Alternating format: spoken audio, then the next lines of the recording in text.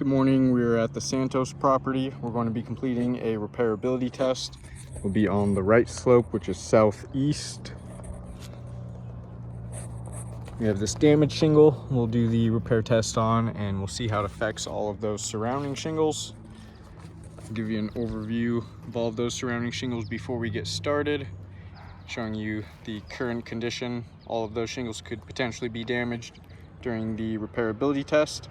So we'll take another look once we're all complete and see those results.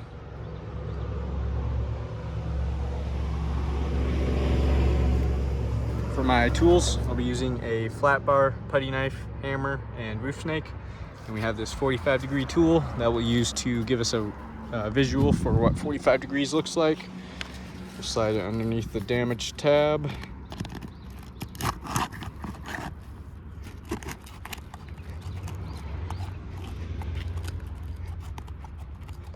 That way we'll have a reference point, and then any of those shingles that we'll have to be lifting throughout the repairability test, we'll try to keep it at 45 degrees or below.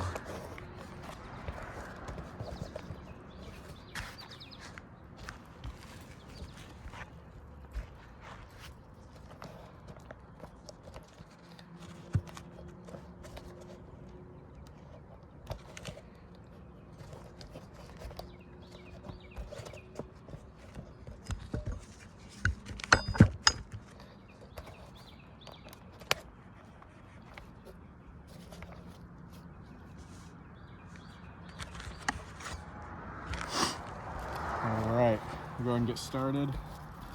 We'll start by unsealing all of those shingles that we need to.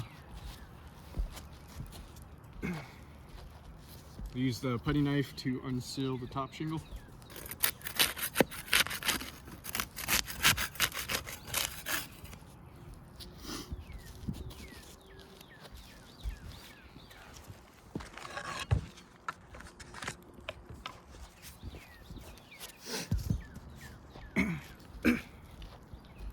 Then we'll use the flat bar to unseal the rest of these shingles. We got a tear in that shingle right there.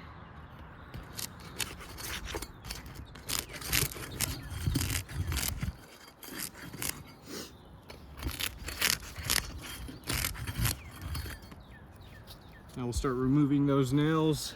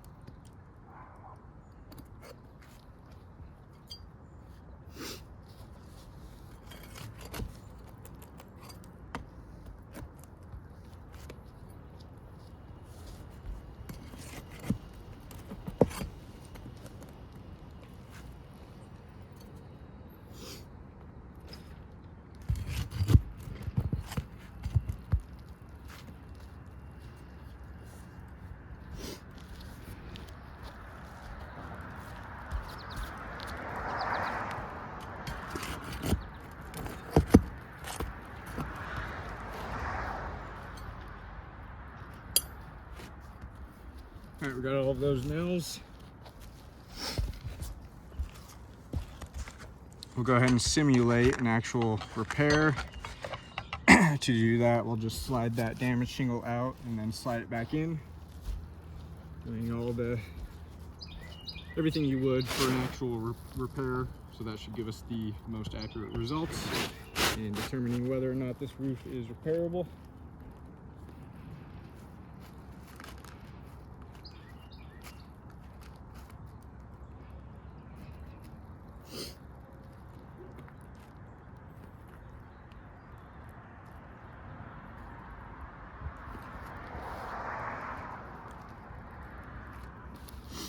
All right, we got that shingle back in place.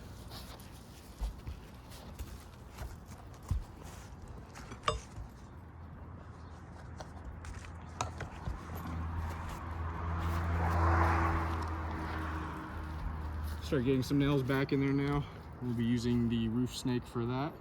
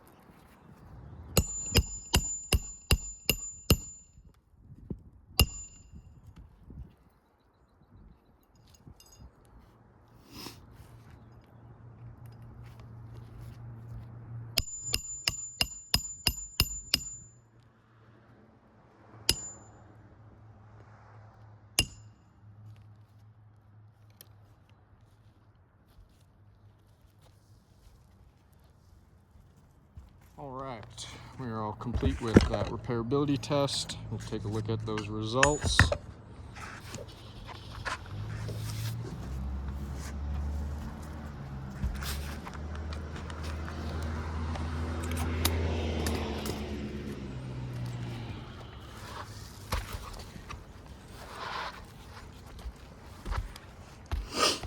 Give you another overview of all of those surrounding shingles.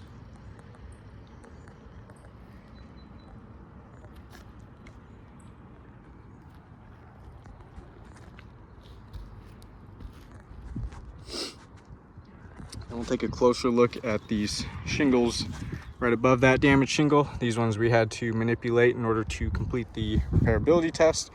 So we'll take a look at any damages that occurred on those shingles.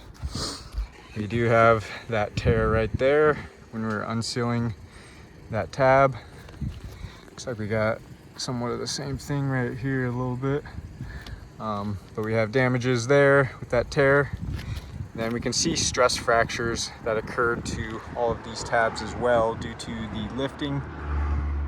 You can see these shingles are very brittle, so just that small amount of lifting. You can see damaged the matting there, fractured that matting. Same thing along this one. So all of those stress fractures are going to be damaging the integrity of these shingles.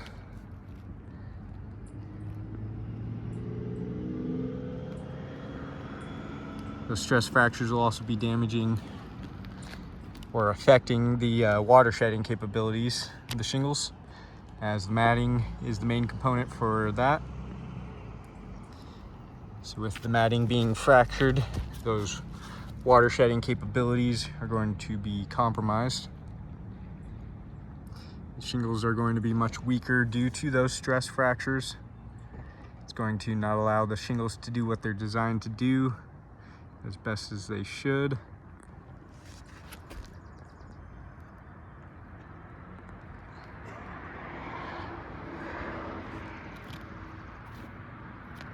Give you some side views of these as well.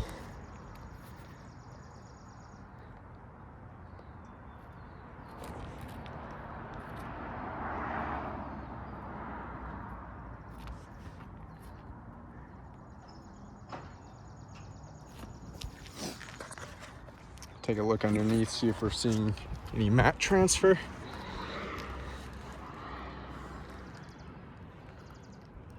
See a little bit right there.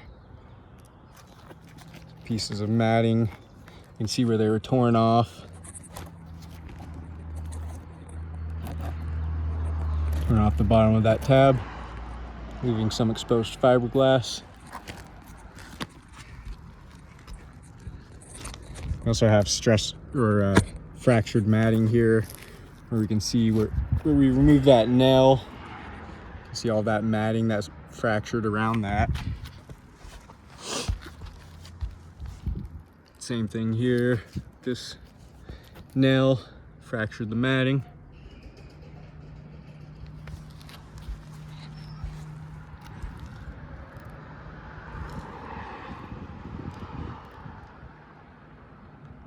See some mat transfer along this one as well.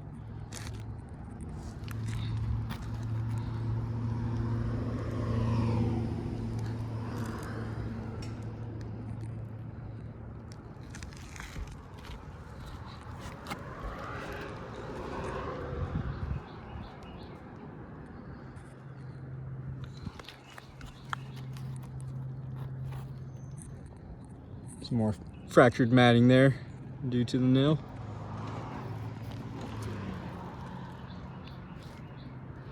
So we have mat transfer, stress fractures. There's nail pull-throughs, fracturing the matting. All those damages we got occurring to those surrounding shingles. And we have that one tab on shingle 5 is affected, was damaged. And then shingle 6 and shingle 8. So we have 3 additionally damaged shingles. Just if we were to repair one wind damage shingle. And with those damages, that's going to be cause for potential water intrusion. So I do not believe repairs are feasible to this roof.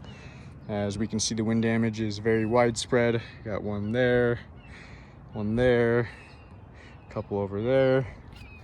Got them closer to the bottom as well over there. So very widespread wind damage. We can see from this repairability test, if we were to make repairs on all of those wind damage shingles, what the results are going to be.